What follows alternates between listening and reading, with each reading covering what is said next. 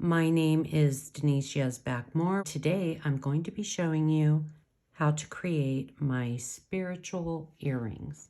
The tools and supplies you will need to create these earrings are round nose pliers, wire cutters,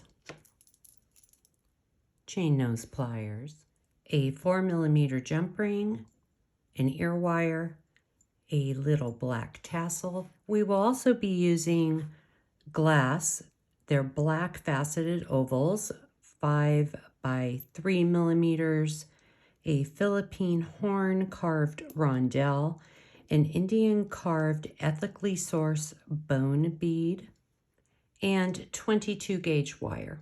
I want to apologize in advance. I stabbed myself last night with my chain nose pliers, so I had to put a little band-aid over here, so I hope it's not too distracting. Starting off by cutting a 5-inch length of 22 gauge wire. I want to find the center of this wire, and then I'm going to bend it around my round nose pliers. Coming in with our chain nose pliers, we are just going to squish that down. Now I'm going to separate it a little bit, and we're going to grab our tassel and bring your tassel to the end. I just strung my Indian carved ethically sourced bone bead and my Philippine horn bead onto both wires, and then we're going to come over and we are bending both of those wires to the side. String 5 glass ovals onto one side of the wire, making sure those beads are nice and tight. I'm bending the wire to the side. Trim off that little end. We are going to form a simple loop by rolling the wire towards us. Once again, on the other side, I strung 5 oval glass beads. I'm making sure those beads are nice and tight. And I'm going to bend that wire to the side, trim off that little end, and we are forming a simple loop by rolling the wire towards us.